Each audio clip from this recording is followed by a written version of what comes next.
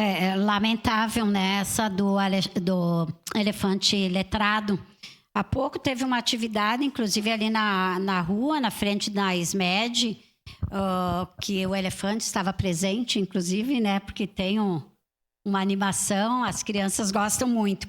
Mas eu queria falar hoje numa coisa meio TBT, né? Meio saudosista, mas especialmente para a juventude.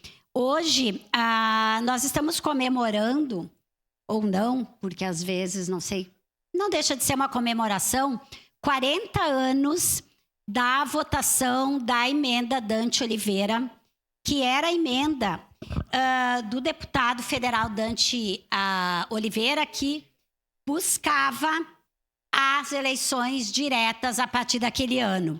Em 60, tinha sido o último ano de eleições diretas. Em 64, teve essa votação.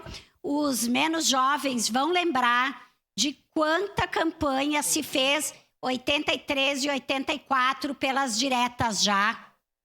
Aqui em Caxias, teve um comício no dia 16 de março de 84, que mobilizou, teve muita gente, acabou com chuva. Eu estava naquele comício, eu lembro o quanto importante foi para a cidade.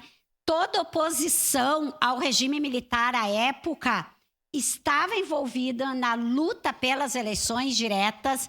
E eu lembro quando foi, a gente acompanhou com rádio, né? Porque não tinha internet, não tinha as condições que tem hoje, a votação. E eram necessários 320 votos e uma manobra, na época, esvaziou o plenário e teve em torno de 60 votos contra e 298 favoráveis à emenda, mas mesmo assim não passou.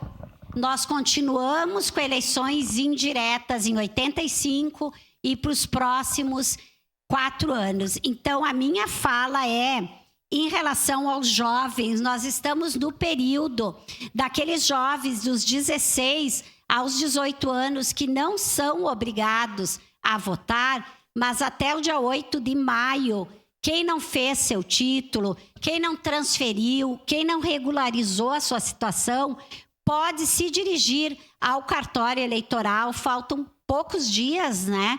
Mas eu queria fazer um apelo, porque as pessoas estão aqui hoje votando fruto de muita luta. Nós ficamos exatamente quase 30 anos sem eleições diretas, especialmente para presidente no Brasil. E hoje, independente de quem for eleito, é uma questão importante tu poder votar, tu poder decidir os rumos do país. Então, quem não viveu e quem não estudou essa história precisa saber que se hoje a gente está numa democracia, foi por muita luta. Esta emenda, a votação faz exatamente 40 anos hoje, foi dia 25 de abril de 84. Então, eu não queria deixar de ressaltar isso. Só em a parte... Obrigado, Rafael, vereadora Rose. Se puder, depois eu preciso Democracia tem o Brasil, né? Muitos países se espelham em nós, né? E que bom que nós passamos num país dessa imensidão, diversas partes, né? Diversas etnias, e nós conseguimos manter um regime democrático no nosso país. Mas, infelizmente, vereadora, tem gente que se usa do expediente democrático para atacar a própria democracia. E essas pessoas muitas vezes atacam através das redes sociais, destilando seu ódio, né, seu rancor, atacando as instituições democráticas do nosso país, seja o judiciário, o executivo e inclusive o próprio legislativo, atacando colegas do legislativo. Por isso que nós temos, vereadora Rose, que ter um momento saudável da nossa democracia. E sabe, vereadora, eu vejo outros países, como a Venezuela, por exemplo. Olha o que está acontecendo lá.